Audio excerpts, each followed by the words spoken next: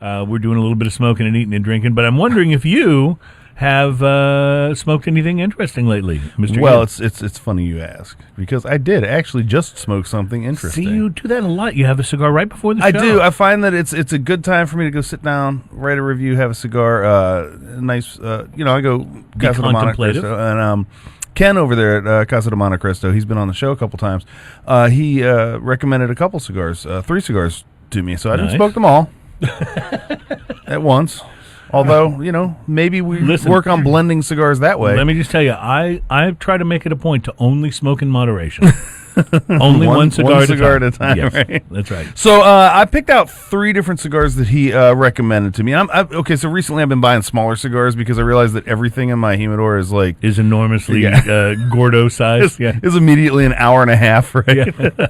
which I love. Yes. But sometimes I don't have that time, and I still want to sit down and have a 30-minute or 45-minute cigar. So I picked up 300 Hands from Southern Draw. They have a whole section, by the way. It's really nice. They have this whole Texas section right there. 300 Hands Maduro, because, if you give me a choice of Maduro and something else, I'm always going to pick Maduro because I love Maduro. Right. This was a 5 1/4 by 44. They call it a Coloniales, and it was a $6 cigar. Okay. So there we are with the price point. 300 Hands. 300 Hands, which I've not had one of they're named 300 Hands because that's a nod to they have 2 flavors of this. They have the 300 Hands and 300 Monos.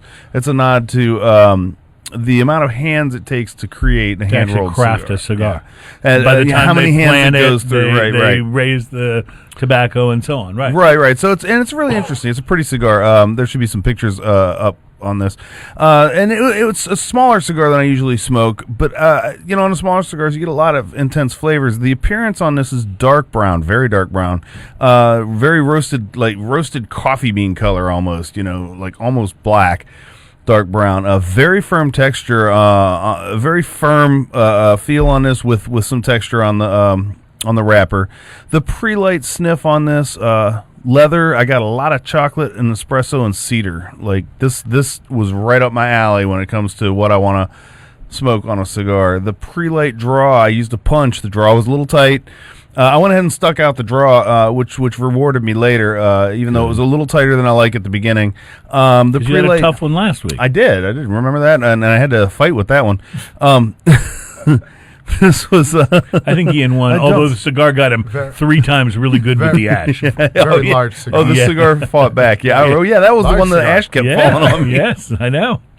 It was like that particular cigar had some kind of mental contact with me. If I thought I need to tip this, it just went right in my lap. Mm-hmm. Anyway, so the pre-light. This is back to the 300 Hands Maduro. This is the pre-light draw on this. Little tight.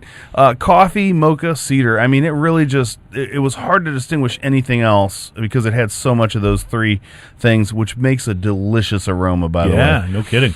The initial light on this, very spicy right on the front of the tongue. Not pepper spicy, not like black pepper spicy, almost more like a cayenne or really? A little bit like that kind of spicy. Really, yeah. More spicy, yeah. Spicy, yeah. And a hot spicy. Yeah, a little bit of a hot spicy, which was nice too, because I'm used to the big pepper spicy, which black pepper spicy, which this didn't really have. Roasted coffee bean was a prevailing flavor right on the initial light, and dark chocolate. Nice. The first third of the cigar, same spice, not peppery. I made a note of that. Bitter chocolate, cedar, coffee bean. Like you remember, Starbucks used to sell those dark chocolate covered espresso beans. Yes, it was like that. Yeah. Oh, okay. Yeah, I mean, You're it literally serious. Yeah, and not sweet chocolate, but bitter chocolate. Mm-hmm. Really nice, nice bitter chocolate. Is more better. Yeah, I mean, I like it when it's not too sweet. The burn was perfect on this cigar. Even though the draw was a little tight, the burn was perfect. It was a straight line the entire time. Awesome. The second third of this cigar, the draw opened right up. Like I was smoking, it was a little tight, and then all of a sudden it was like poof, wide open.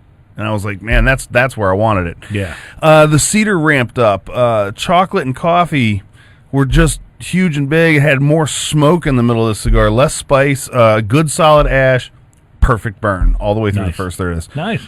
The second third of this, cedar ramped up huge, Oh, I already said the second third. Sorry, I'm reading this. You're The reading your notes. third third of this, let me go to the last part. Is the spice ramped up a bunch on the third third. A lot of cedar. The cigar went out. Went out. It just stopped. Like, not because you set it down for a while. No. I took a Wow. puff. It was lit. I went to take another puff. It was out. Interesting. It was incredibly bizarre. I never had a cigar that just, and it was like on and off. It was like smoking and then it stopped. So how did it handle a relight? So I relit it. No penalty. That's good. That's No good. penalty at all. Relit Yeah. was just as delicious.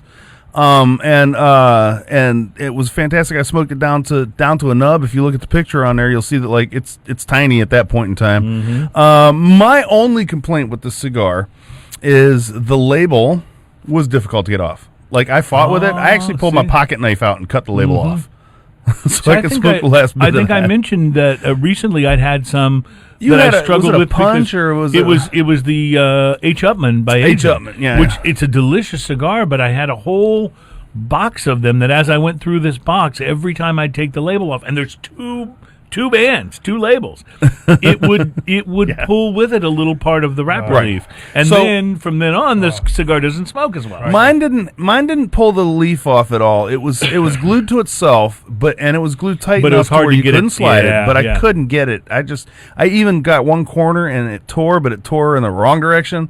So finally, I just pulled my pocket knife out and got it off of there. And that that's worked my okay. only. That's like one minor annoyance out of the whole thing. I highly recommend this cigar. I give it a 5.5, $6 cigar. Smokes a little better than what you're paying. The timing was right. The price is right.